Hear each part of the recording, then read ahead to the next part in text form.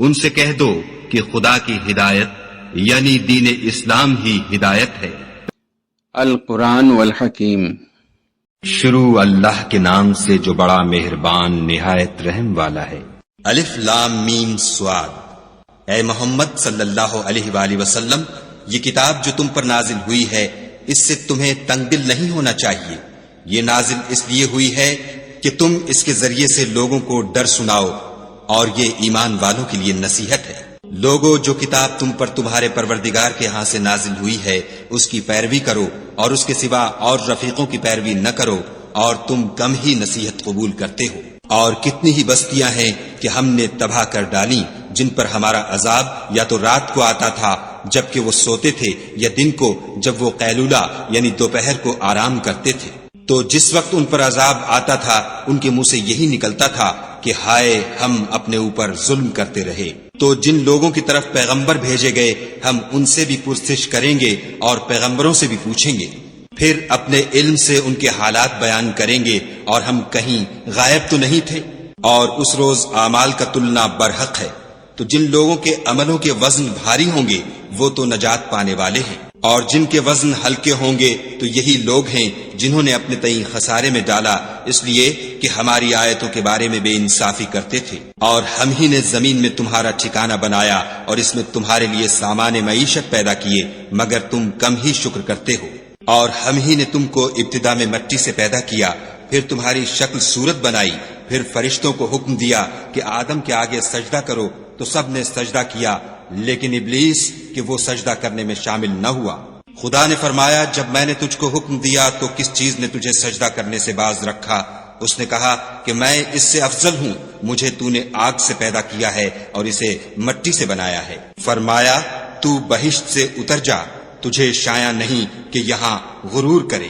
پس نکل جا، تو ذلیل ہے۔ اس نے کہا کہ مجھے اس دن تک مہلت عطا فرما جس دن لوگ قبروں سے اٹھائے جائیں گے۔ فرمایا، اچھا، تجھ کو مہلت دی جاتی ہے۔ پھر شیطان نے کہا کہ مجھے تو نے ملعون کیا ہی ہے، میں بھی تیرے سیدھے رستے پر ان کو گمراہ کرنے کے لیے بیٹھوں گا۔ پھر ان کے آگے سے اور پیچھے سے اور دائیں سے اور بائیں سے، غرض ہر طرف سے آؤں گا اور ان کی راہ ماروں گا، اور تو ان میں اکثر کو شکر گزار نہیں پائے گا۔ خدا نے فرمایا، نکل جا یہاں سے پاجی مردود، جو لوگ ان میں سے تیری پیروی کریں گے میں ان کو اور تجھ کو جہنم میں ڈال کر تم سب سے جہنم کو بھر دوں گا۔ اور ہم نے آدم سے کہا کہ تم اور تمہاری بیوی بہشت میں رہو سہو، اور جہاں سے چاہو اور جو چاہو نوش جان کرو، مگر اس درخت کے پاس نہ جانا ورنہ گناہ گار ہو جاؤ گے۔ تو شیطان دونوں کو بہکانے لگا تاکہ ان کے ستر کی چیزیں جو ان سے پوشیدہ تھیں کھول دے، اور کہنے لگا کہ تم کو تمہارے پروردگار نے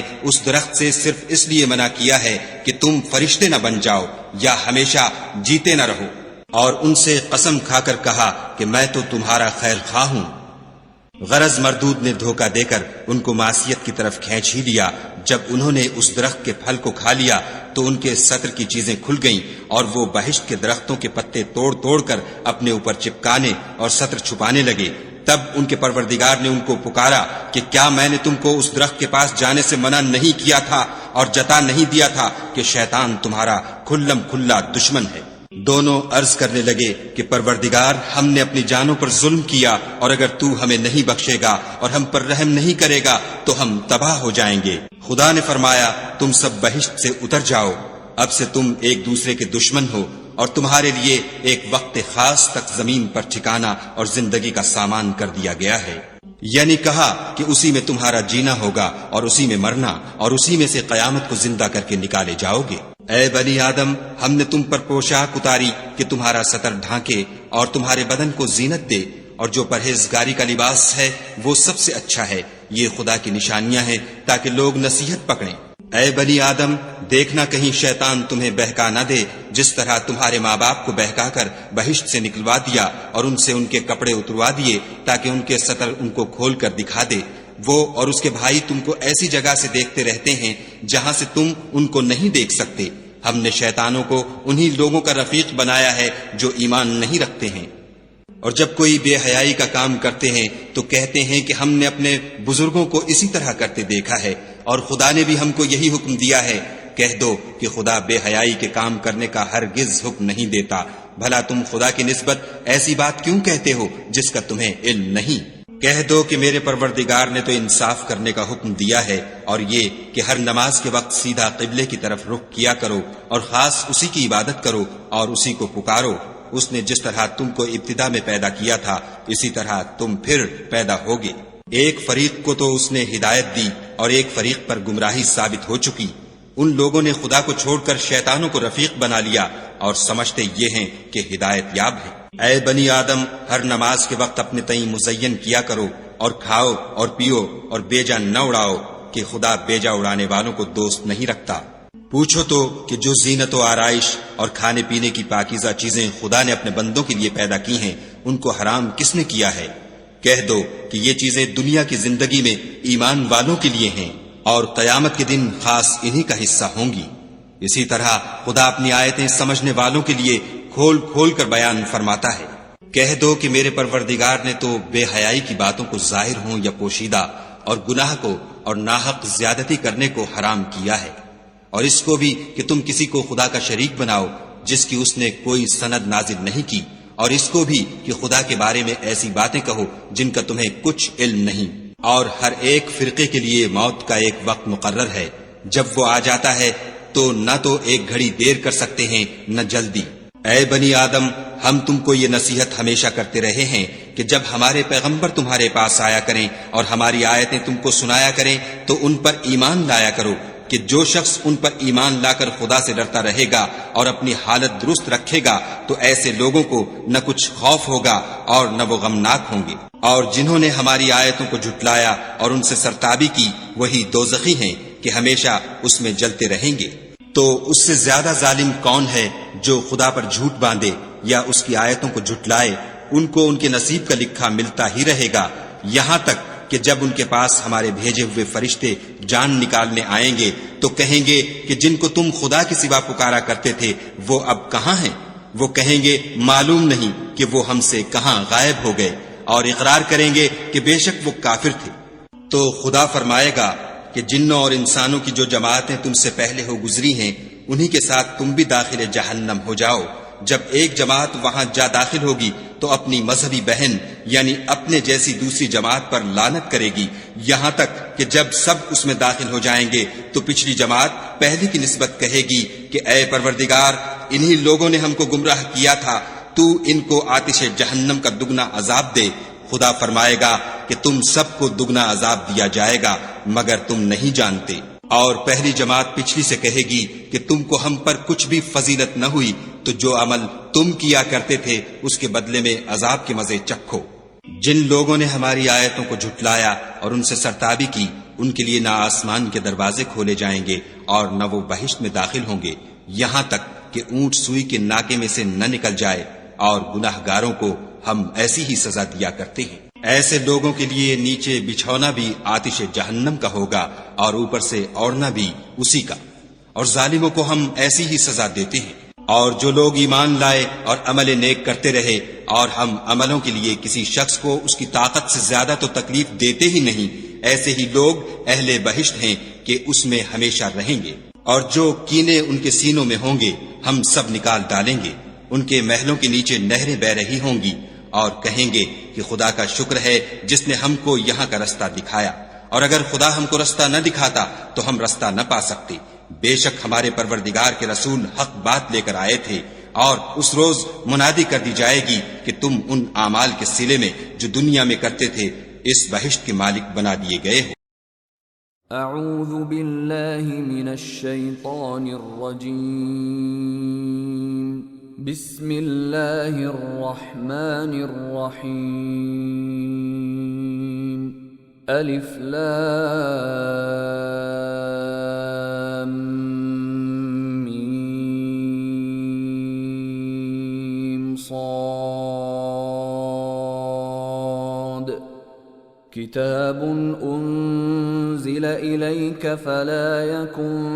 فی صدرک حرج منہ لتنذر به وذکرى للمؤمنین، اتبعوا ما انزل أنزل إليكم من ربكم ولا تتبعوا من دونه أولياء قليلا ما تذكرون وكم من قرية أهلكناها فجاءها بأسنا بياتا أو هم قائلون فما كان دعواهم إذ جاءهم بأسنا إلا أن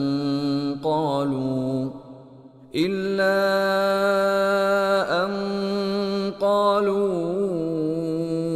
إنا كنا ظالمين فلنسألن الذين أرسل إليهم ولنسألن المرسلين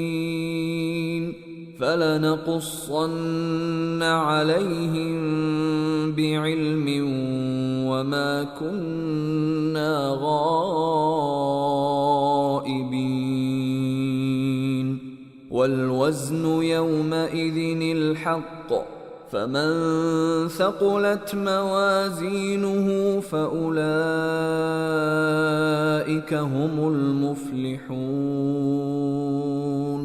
ومن خفت موازينه فأولئك الذين خسروا أنفسهم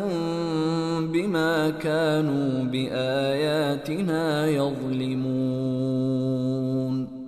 ولقد مكناكم في الأرض وجعلنا لكم فيها معايش قليلا ما تشكرون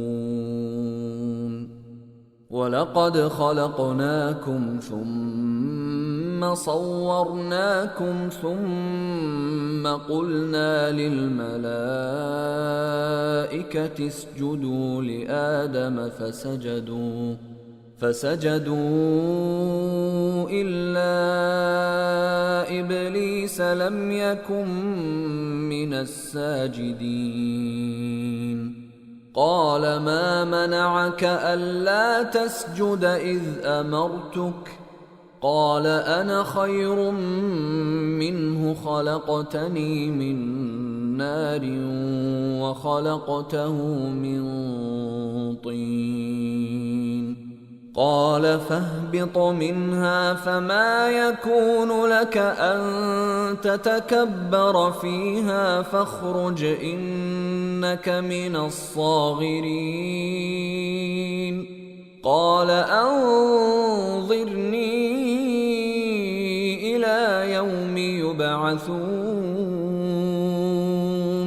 قال إنك من المنظرين قال فبما أغويتني لأقعدن لهم صراطك المستقيم ثم لآتينهم من بين أيديهم ومن خلفهم وعن أيمانهم وعن شمائلهم ولا تجد أكثرهم شاكرين قال اخرج منها مذءوما مدحورا لمن تبعك منهم لأملأن جهنم منكم أجمعين ويا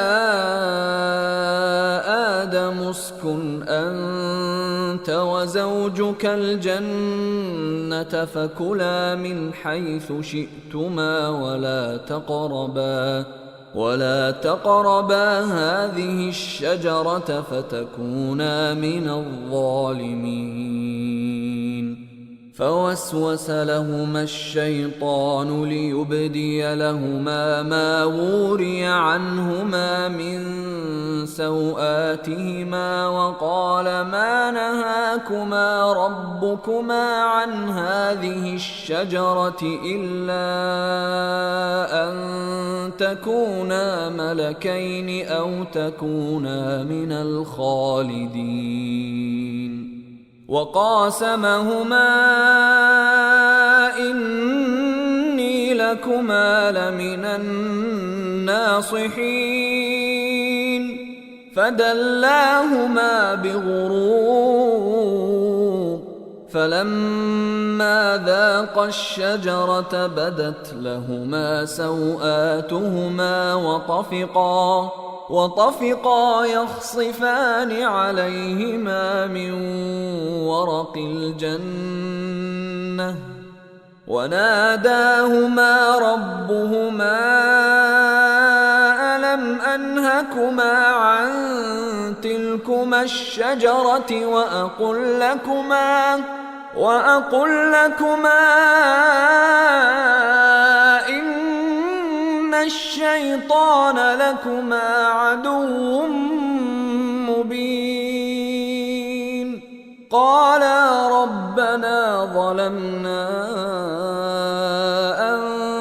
أنفسنا وإن لم تغفر لنا وترحمنا لنكونن من الخاسرين قال اهبطوا بعضكم لبعض عدو ولكم في الأرض مستقر ومتاع إلى حين قال فيها تحيون وفيها تموتون ومنها تخرجون يا بني آدم قد أنزلنا عليكم لباسا يواري سوآتكم وريشا ولباس التقوى ذلك خير ذلك من آيات الله لعلهم يذكرون يا بني آدم لا يفتننكم الشيطان كما أخرج أبويكم من الجنة ينزع عنهما لباسهما ليريهما سوآتهما إنه يراكم هو وقبيله من حيث لا ترونهم إنا جعلنا الشياطين أولياء للذين لا يؤمنون وإذا فعلوا فاحشة قالوا وجدنا عليها آباءنا والله أمرنا بها قل إن الله لا يأمر بالفحشاء أتقولون على الله ما لا تعلمون قل أمر ربي بالقسط وأقيموا وجوهكم عند كل مسجد وادعوه مخلصين له الدين كما بدأكم تعودون فريقا هدى وفريقا حق عليهم الضلالة إنهم اتخذوا الشياطين أولياء من دون الله ويحسبون أنهم مهتدون يا بني آدم خذوا زينتكم عند كل مسجد وكلوا واشربوا ولا تسرفوا إنه لا يحب المسرفين قل من حرم زينة الله التي أخرج لعباده والطيبات من الرزق قل هي للذين آمنوا في الحياة الدنيا خالصة يوم القيامة كذلك نفصل الآيات لقوم يعلمون قل إنما حرم ربي الفواحش ما ظهر منها وما بطن والإثم والبغي بغير الحق وأن تشركوا بالله ما لم ينزل به سلطانا وأن تقولوا على الله ما لا تعلمون ولكل أمة أجل فإذا جاء أجلهم لا يستأخرون ساعة ولا يستقدمون يا بني آدم إما يأتينكم رسل منكم يقصون عليكم آياتي فمن اتقى وأصلح فلا خوف عليهم ولا هم يحزنون والذين كذبوا بآياتنا واستكبروا عنها أولئك أصحاب النار هم فيها خالدون فمن أظلم ممن افترى على الله كذبا أو كذب بآياته أولئك ينالهم نصيبهم من الكتاب حتى إذا جاءتهم رسلنا يتوفونهم قالوا أين ما كنتم تدعون من دون الله قالوا ضلوا عنا وشهدوا على أنفسهم أنهم كانوا كافرين قال ادخلوا في قد خلت من قبلكم من الجن والإنس في النار كلما دخلت أمة لعنت أختها حتى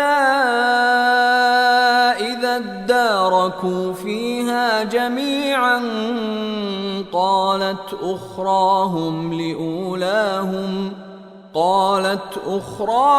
لأولاهم ربنا هؤلاء أضلونا فآتهم عذابا ضعفا من النار قال لكل ضعف ولكن لا تعلمون وقالت أولاهم لأخراهم فما كان لكم علينا من فضل فذوقوا العذاب بما كنتم تكسبون إن الذين كذبوا بآياتنا واستكبروا عنها لا تفتح لهم أبواب السماء لا تفتح لهم أبواب السماء ولا يدخلون الجنة حتى يلج الجمل في سم الخياط وكذلك نجزي المجرمين لهم من جهنم مهاد ومن فوقهم غواش وكذلك نجزي الظالمين والذين آمنوا وعملوا الصالحات لا نكلف نفسا إلا وسعها